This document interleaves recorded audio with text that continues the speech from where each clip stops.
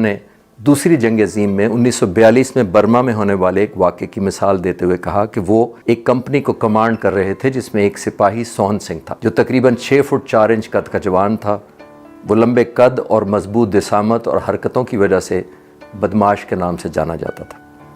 اسی وجہ سے ہر پروموشن کے دوران اسے ذاتی کمزوریوں کے باوجود پروموشن مل جاتی۔ جنگ کے دوران زیادہ جانی نقصان اٹھانے کی وجہ سے خالی جگہوں کو پر کرنے کے لیے ایک اسپیشل پروموشن بورڈ قائم کیا گیا، تو اس بورڈ میں پروموشن کے لیے سون سنگھ کا نام بھی زیر غور آیا۔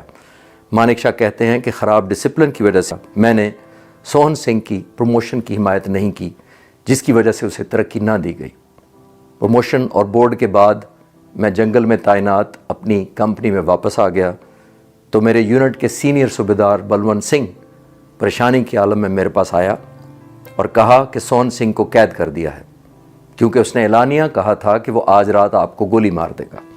سون سنگھ ایک مشین گنر تھا اور ایک مشین گنر کو ایک اضافی پسٹل بھی مہیا کیا جاتا ہے، جو کہ اس خطرناک بیان کے بعد واپس لے لیا گیا۔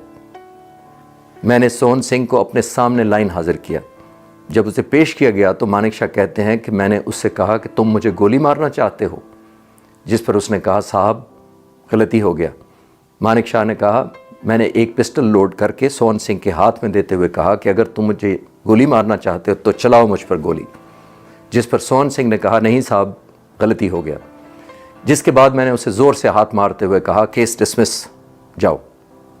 میرے یونٹ کے صوبیدار بلونت سنگھ نے کہا کہ صاحب ٹھیک نہیں ہوا، یہ شخص آپ کو رات کو گولی مار دے گا۔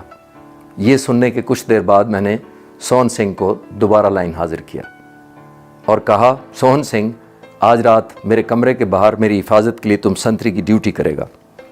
صبح 5 بجے مجھے چائے کا ایک کپ اور شیو کرنے کے لیے گرم پانی کا ایک مگ تیار ملنا چاہیے، کوئی شک؟ اس نے کہا بے شک، اور وہ چلا گیا۔